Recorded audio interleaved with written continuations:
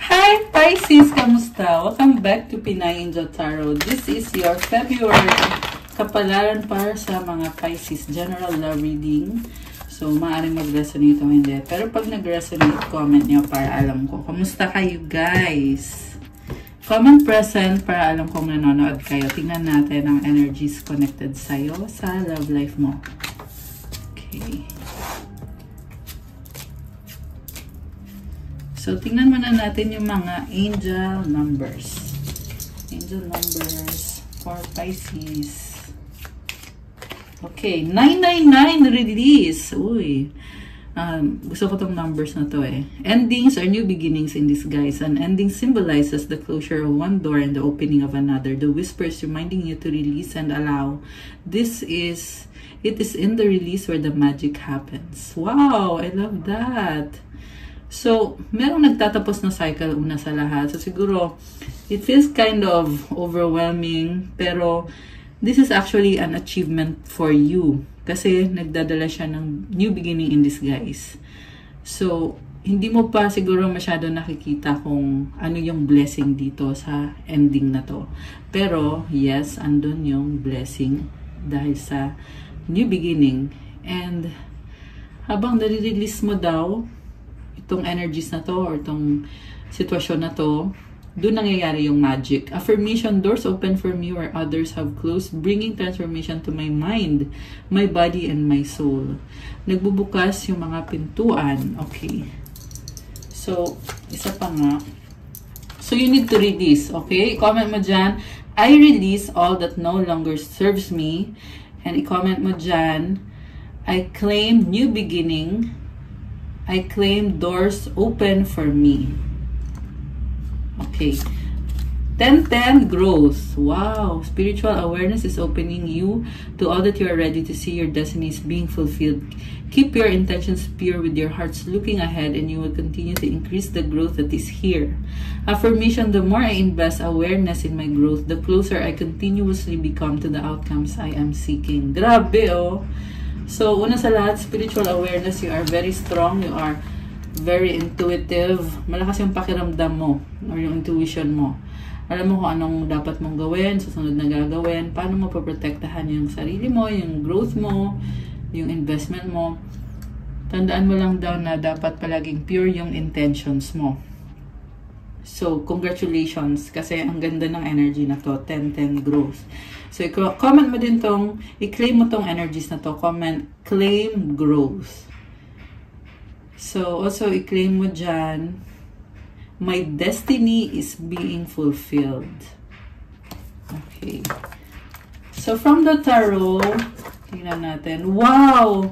Overall energy sa bottom of the deck is the Four of Wands. This is about stability, home, happiness, balance. This can also be wedding or commitment.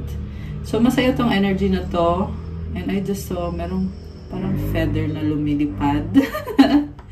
Ewan ko kung nakikita nyo sa screen nyo. Pero, merong maliit lang na, sobrang maliit lang na feather dito. So, I sense there is an angelic presence helping you or blessing you right now. So, I love this for you. This is about happiness and passion. Grabe! I love it. Tsaka energy din to ng twin flames. Ayan o, 11-11 yung nakikita kong image sa picture na to. So, kung hindi naman twin flame, this can also be soulmate connection or sabi ko nga, marriage, commitment. Okay, merong problem kayo andito yung 5 of Cups. You're in the process of healing. Okay. Oh my gosh. So, alam mo, nakita ko dito may nang backstab sa'yo. Merong nanakit sa'yo, Pisces. Iwasan mo lang yung mag-isip ng mga sad. Ramdam ko kasi dito yung pagiging emosyonal. I mean, nakikita ko sa cards yung pagiging emosyonal. So, supported ka ng universe kahit na feeling mo dito ay merong nang backstab sa'yo, merong ng evil eye sa'yo or kung ano man yung ginawa nitong taong to na sinaktan ka. At nasa process of healing ka ngayon.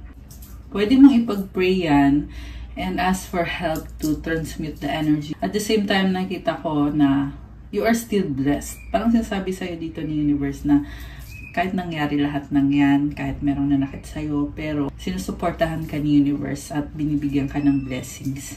Okay? So that is something na dapat maging grateful ka. So yung ibang cards mo, 9 of Pentacles, 10 of Pentacles, Page of Swords, 10 of Wands, the Star. Alam mo, andito yung success, pero ramdam ko din dito yung pagod mo, yung burden mo. Sabi dito yung pagod na nafe-feel mo is parang illusion lang siya eh. It's making you feel confused. Pero at the same time, nakita ko na you are very abundant. Eh sabi nga nila, diba, kung sino yung merong blessings, yan din yung maraming, alam mo na, maraming nanggugulo. Kasi ang dami mong blessings. Tingnan natin tong unang card mo. You are very independent. You have achieved something. Tsaka tingnan mo siya, parang naka-pang-graduation, diba? So, mataas yung, or meron ka nang naabot sa buhay, or somehow, meron ka nang napatunayan sa sarili mo. Kaya maraming na-attract sa'yo. You have this abundance. Ayan o. May harvest din eh. So, andito din yung 10 of Pentacles. Merong bahay. Yeah, sobrang blessings. Parang you feel alone. Okay? So, siguro kailangan mo mag-spend time sa friends, family, those who genuinely love you. Andito yung the Star. Takpan natin kasi wala siyang suot. And pinapakita ng energy na to na you have so much potential. Huwag lang masyadong pagurin yung sarili mo. Pisces. Okay? Kasi ito, nababurden ka eh. So, medyo chill-chill ka lang. And then, 8 of Wands, Page of Cups, 8 of Pentacles, 5 of Pentacles, Knight of Pentacles. So, merong communication about work, opportunity, about pain, long distance. Okay? Merong person na kadil mo na magkalayo kayo at sobra ka nahihirapan kasi nga feeling mo ay mag-isa ka. Pero, andun yung sense of stability pa rin. Nafe-feel ko pa rin dito. So, alam mo, when it comes to your stability, sobrang stable. Pero, ayan, andun yung feeling eh na merong someone na malayo sa'yo, kaya ka nakaramdam ng lungkot or na-overwhelm ka. Okay. So, siguro be transparent sa communication ninyo para malaman din ng person mo kung ano yung struggle mo. Kasi nakita ko naman supportive naman tong taong to eh. Okay. Pero gusto kong tingnan sa cards. Ano bang feelings itong taong to? Andun din yung mabagal na movement. Actually, merong fast energy. Yan yung 8 of Wands. So, baka meron kayong travel or meron kayong inaayos ngayon. Okay. Medyo parang nababagalan ka. 10 of Cups, the World, and the Strength. Okay. So, willing naman siyang sumuporta sa'yo. Ace of Rods sa bottom of the deck. Very passionate person. 3 of Wands. King of Swords. Okay, this person has your back. Malungkot din siya na malayo kayo eh. Pero this person is doing his best. Merong money matters dito na inaayos. Okay, this is someone na very successful yung nakikita ko sa taong kadil mo. Okay, merong problem about distance, no? Pero guys, grabe. Wala kang masabi. Itong person na nakadil mo ay sobrang supportive sa'yo. So, ikaw yung happiness niya eh. Ikaw yung the one para sa kanya. Yung basta niyo, kinasal na kayo sa taong to. So, takpan natin kasi walang damit yung nasa picture. Ayan, 10 of Cups. This is the happiest card sa Minor Arcana, diba? And there's this rainbow. Nagdadala ng hope and happiness itong taong to sa buhay mo. Or ikaw yung nagdadala sa kanya ng happiness. And merong pag-uusap dito. Okay. So, this is the kind of person na hindi siya nagsasabi ng lahat ng plans niya para sa'yo. Pero yung support niya sa'yo ay andyan lang talaga. Okay, baka may kadikang Leo. And water sign, Cancer, Pisces, Scorpio. Alam mo, very emotionally connected kayo sa isa't isa nitong taong to. Very pure din yung intention sa'yo ng taong to. Yung problem lang dito is yung distance. Pero sobra kanyang iniisip. Mukhang pinag-aaralan ka niya. Anong gagawin ko? Paano kita tutulungan? Paano ka mag-reach out sa'yo? Okay, so tingnan pa natin possible na money, connected sa money, connected sa health, yung mga issues dito. Ayan, so lumabas ulit yung 2 of Pentacles, 2 of Wands. So, I see someone na nag-aalala at pinag-aaralan ka niya, hinihintay ka niya. Okay? May pagka-stalker yung energy. Marami siyang plans para sa'yo. 6 of Swords. Magdadala siya ng peace.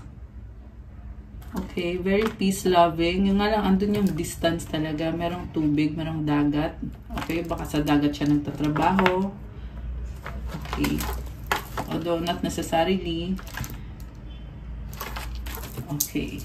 So, moving towards Camera Waters. Parang anticipating na, sana magkita na tayo, may ganon. Oh, 6 of Pentacles. Wow.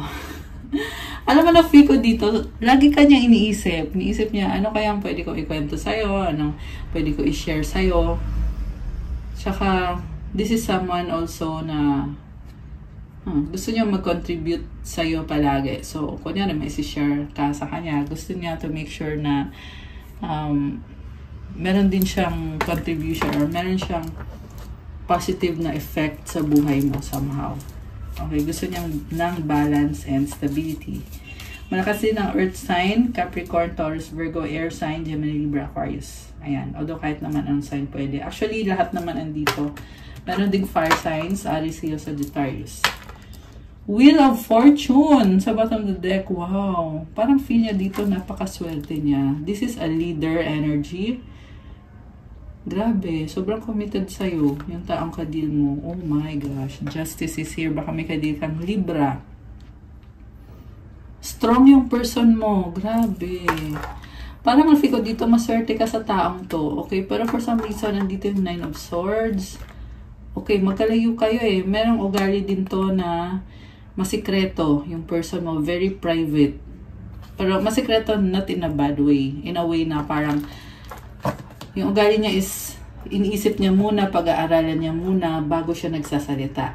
Gusto niya balance eh. Gusto niya fair, balance, stable, okay. Meron energy ng Cancer. Okay. Anong magiging outcome dito sa connection na to? Yan, na-feel ko din yung sense of commitment niya sa isa't isa. Oh, bakit ganito? So, 10 of Swords, this is about an ending. Okay. Ano tong ending na to? Tingnan natin. Empress. Oh my gosh. Phoenix Rising. Alam mo, nakita ko dito. Sasaktan ka man ngayon, pero ito yung Divine Feminine energy mo eh. You are like the Phoenix rising from the ashes. And yeah, I feel like you are really on the process of healing itong pain na nangyari sa'yo or pinagdaanan mo. And there is the energy of abundance. Merong gift, okay? Merong blessing. So, sabi dito, kung ano yung ending na medyo masakit, it's a blessing from God, blessing from the universe. Don't feel bad about it. Okay? Ano nga ba tong ending na to? Tingnan natin sa oracle. Ano tong ending na nangyari? Ayaw sumama yung card ito na. Okay? Anong ending na nangyari dito sa sitwasyon ni Pisces? Boundaries. Okay? So, no during the 9 enough. Okay? Elusive, dishonesty, deception, trickery.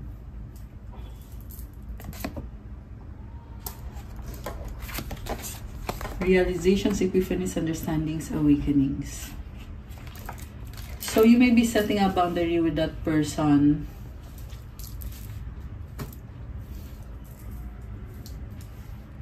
Karma, consequences, cause and effect, deaths. Foundation, established family, security. Okay, merong energy na depth, awareness, importance, value.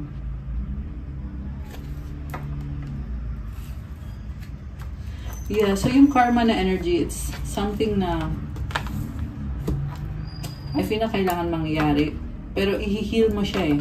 So kung ano yung hindi maganda nangyari sa'yo, you have to transmute this energy. Kung merong nag-backstab sa'yo. Kasi feel ko dito, not necessarily na yung person mo yung nang-backstab sa'yo. Pwede kasi yan someone in the community, in the family, or in the friendship. Okay? Tingnan natin, sino nga ba? Clarify ko ha. Sino ang... okay, sino yan? Sino yung... okay. Alam mo, nakatago. 5 of Swords. Hierophant. Okay, manipulative person. Baka Taurus to. Someone pretending yung narinig ko, yung nagkukunyari na mabait siya, pero hindi. Wolf in a sheep's clothing. 6 of Cups. Okay. Someone manipulative.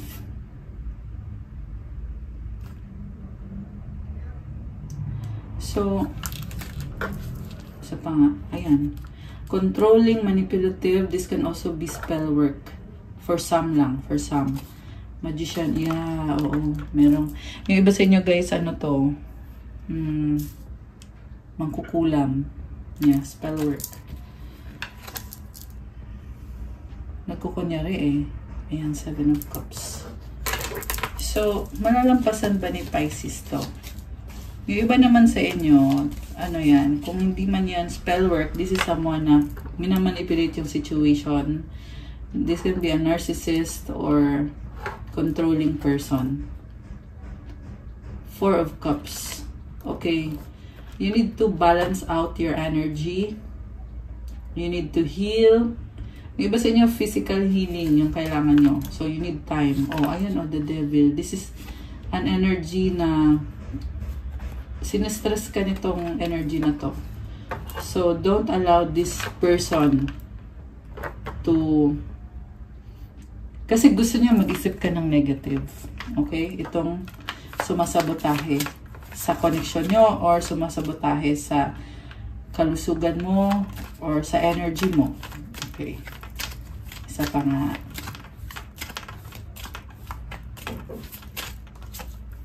Tower. Ayan, sabi ko na eh. Merong hex. Pero it brings transformation. Okay? Knight of Swords, biglaan, mabilis. In the process of healing ka. King of Rods. Sabi dito, you are strong, palaban ka. Huwag lang matakot. Okay? Kasi dito, feel mo hindi mo alam kung sino yung kalaban mo or ano yung kalaban mo. So, you need to have prayers. Okay, prayer and meditation. Ask for protection from the angels, protection from Jesus. So, tingnan natin yung mga ano mo ha. Yung mga energies mo. Kasi some of you are going through attacks. You're going through something na kailangan mo ng spiritual guidance. Okay. Ano mga energies ni Pisces? Tingnan natin.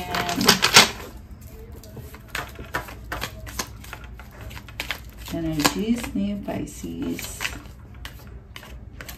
Detox. Okay. So, kailangan mo mag-detox. So, physical and spiritual. So, kapag physical na detox, wala mo ng mga junk food, wala mo ng mga meat. So, mag-ano ka muna, yung soft diet muna. Okay? Unicorn. Okay, you are very unique person. Kaya siguro, kaya ka nakakaranas niyan. Merong naiinggit. Salve Regina. Okay, this is Mama Mary. This is actually, ano to, Hail Holy Queen. Okay. So, i-pray mo yon. Kaya lumabas to dito kasi ito yung kailangan mong prayer. Okay? And I just saw 1331. Peace that transcends all understanding. So you have to clear your mind and i-embrace mo yung peace na kahit hindi mo naunawaan yung mga bagay-bagay, pero you choose to surrender your burdens to God and to have peace sa isip mo at sa puso mo. Knowing na God is with you at i-heal ka niya. So, parte ito ng detox mo. Okay? One more. Crystals! Ayan. So, grabe oh. So, you are a unicorn, very unique person na mahilig sa crystals, or kung wala ka pang crystals, the angels are calling on you to have this tool to help you para gumanda yung energy mo, para mag-heal ka, para maalis yung negativity, para mas makapag-manifest ka. Uy, 4 na 4. Okay, I love that. Equivalent na din yan sa 11-11. Take action. Okay. So, yung iba sa inyo guys, yung detox yung sinasabi nga, gawin mo na. Oh, 14, 44, tatlong 4. Take action sa pagdi-detox. Nature lover. Wow. So, yung nature mag-heal din sa'yo yan. Ayan, sabi sa'yo, 11-11, 4-4-4-4. So, ayan, mag-pray ka. Pray ka kay Mama Mary. Solar plexus chakra and earth angel. Wow! Ayan guys, so solar plexus chakra is all about your individuality. Kasi nga, unicorn ka eh. Iba ka. Iba ka te. Or kuya. May earth angel ka na energy. Ikaw yon. So, ibig sabihin you have a purpose to help other people, to contribute dito sa earth in one way or another, kung ano man yung purpose na ibinigay sa'yo. Okay, another one. Help others. So, sabi sa'yo eh, help others. Ayan yung purpose mo. Okay? Anong advice para kay Pisces? Tingnan natin. Advice for the Pisces. For the Pisces. Okay. Isa pa. We have studied and learning. Thank you, angels, for allowing me to see that every day is a learning day. Okay, baka mahilig ka sa libro. Shine your light, Archangel Uriel. Thank you, Uriel, for helping me to share my light with the world. Wow! So, grabe oh. Maraming humahanga sa'yo. You are someone na talagang you are shining. Grabe. Sobrang positive ng energy mo. Kita mo yung yellow na yellow. Kanina nakuha mo din yung solar plexus chakra. This is your individuality, your spark. Na yan yung blessing sa'yo ni God. At yan din yung power mo sa nakita ko dito. So, you have to shine your light. Ipakita mo yung totoong ikaw. Kasi yan yung power mo. Yan yung nagdadala sa'yo ng healing at ng good energy. Ayan. Okay, guys. That's all I have for you, Pisces, for your February kapalaran. Thank you for watching. I-like nyo na itong video na to, comment, subscribe, and hit the notification bell. Kung nag-resonate kayo at kailangan nyo ng gabay, you can book a private reading. Message lang kayo sa Viber or sa WhatsApp.